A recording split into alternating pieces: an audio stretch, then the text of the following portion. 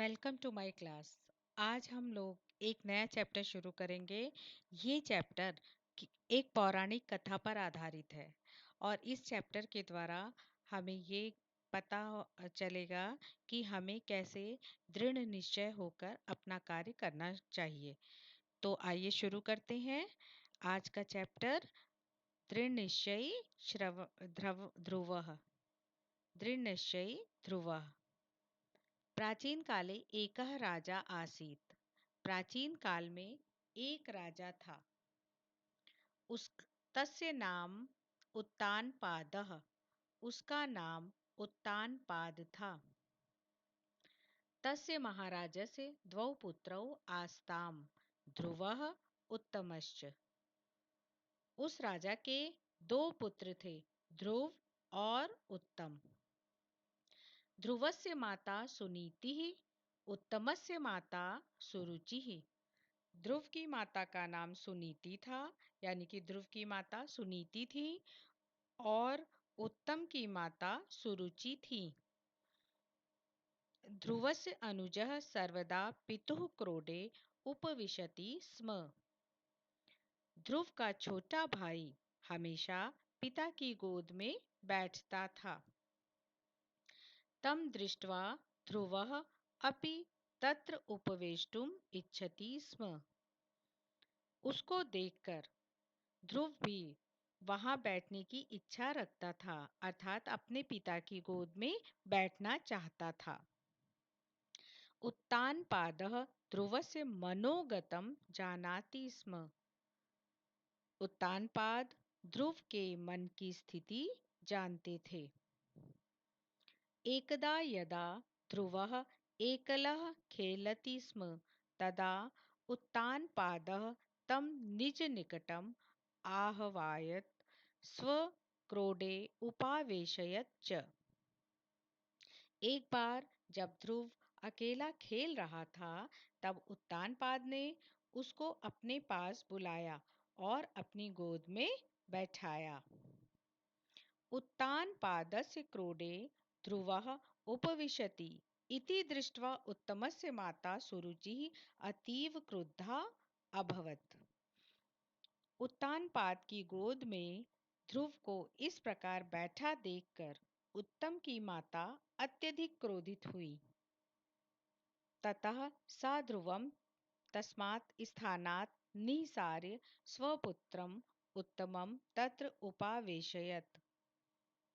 उसी समय उसने अर्थात सुरुचि ने ध्रुव को उस स्थान से हटाकर अपने पुत्र उत्तम को वहां बैठाया। पुनश्च सा ध्रुवम् अकथयत्, पितुः क्रोडे उपवेष्टुं त्वं न योग्यः। फिर सुरुचि ने पुनश्च दोबारा फिर सा मतलब सुरुचि के लिए आया है, तो फिर सुरुचि ने कहा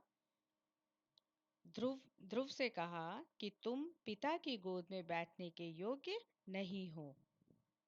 तत्र केवलम मम पुत्र उत्तम एव उपवेष्टुम शक्नोति। वहां पर केवल मेरा पुत्र उत्तम ही बैठने के लिए समर्थ है।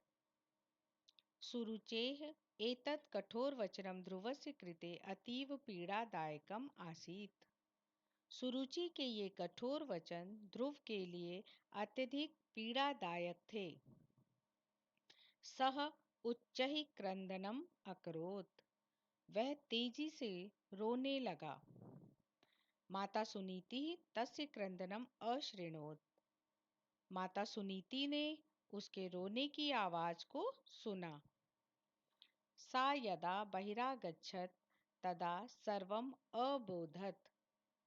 जब वह बाहर आई तब उन्होंने सब कुछ ज्ञात किया, यानी कि उन्हें सब कुछ पता चला।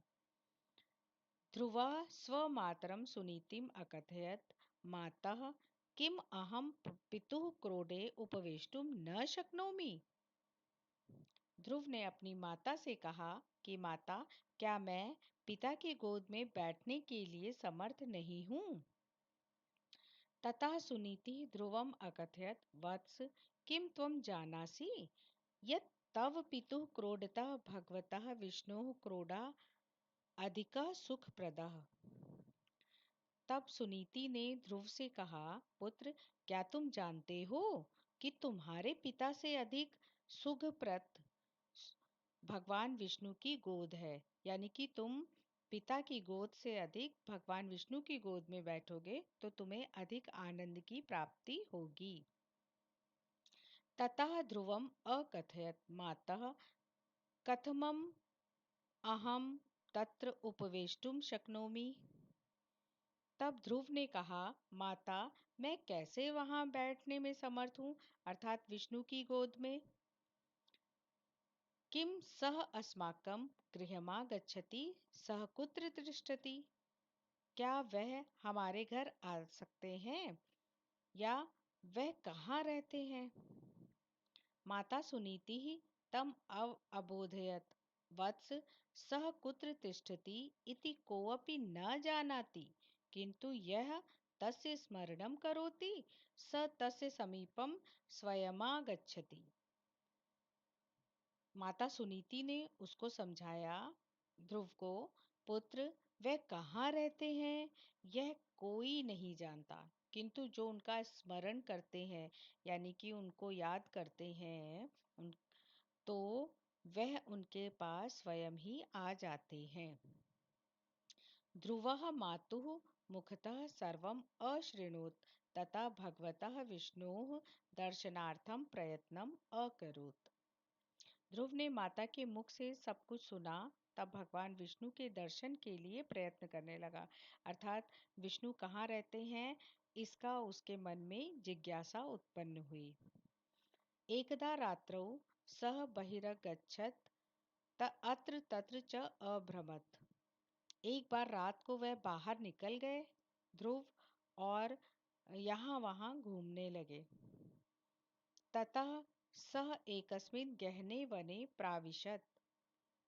वहां उन्होंने किसी घने जंगल में प्रवेश किया।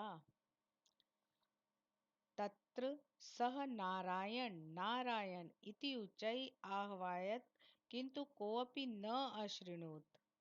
वहां उन्होंने ऊंचे स्वर में नारायण नारायण इस प्रकार आवाहन किया, किंतु किसी ने भी नहीं सुना। मतलब बार बार वो पुकार रहे थे किंतु तब भी कोई सुन। तस्मिन् समये देवर्षि नारदा तत्र भ्रमति स्म। उस समय देवर्षि नारद वहां घूम रहे थे। स ध्रुवम अपश्यत तम अपृच्छत, हे बालक, कह त्वम अत्र भयंकरे वने किम करोषि। उन्होंने ध्रुव को देखकर उससे पूछा, हे बालक, कौन हो तुम, यहाँ इस भयंकर वन में क्या कर रहे हो। बालकः ध्रुवं तम अकथयत, अहम नारायणं द्रष्टुम इच्छामि। बालक ध्रुव ने उनसे कहा, मैं नारायण को देखने की इच्छा रखता हूँ, अतः अत्र तत्र तस्य अन्वेषणं करोमि, इसलिए यहाँ वहाँ उनको खोज रहा हूँ। किम भवान नारायणम जानाति। तब नारद जी से ध्रुव कहते हैं कि क्या आप नारायण को जानते हैं। ध्रुवा निष्ठा परा दृढ़ निश्चयी च इति ज्ञात्वा देवर्षि नारदः तं भगवता नारायणस्य दर्शन प्राप्ते मार्गम अदर्शयत्। निष्ठावान ध्रुव के दृढ़ निश्चय को इस प्रकार जानकर देवर्षि नारद ने उनको भगवान नारायण के दर्शन प्राप्त करने का मार्ग दिखाया, मतलब दर्शन प्राप्त करने का रास्ता बताया। बालकः ध्रुवा देवर्षि नारदस्य उपदेशानुसारं तपश्चरणम् अकरोत्। देवर्षि नारद के उपदेश के अनुसार बालक ध्रुव तपस्या करने लगे। दृढ़ भक्ति द्वारा कठोर तपश्चरण द्वारा च सह नारायणम् अतोषयत्, तस्य दर्शन लाभम च अकरोत्। दृढ़ भक्ति द्वारा और कठिन तपस्या द्वारा ध्रुव ने नारायण को संतुष्ट किया और उनको दर्शन का लाभ प्राप्त किया, उनके दर्शन का लाभ प्राप्त किया, यानी कि फिर उनको नारायण अर्थात विष्णु की का दर्शन हुआ और उनकी इच्छा पूरी हुई। तो इसी के साथ ये चैप्टर यहीं समाप्त होता है। अगले चैप्टर में हम लोग फिर मिलेंगे, तब तक के लिए धन्यवाद।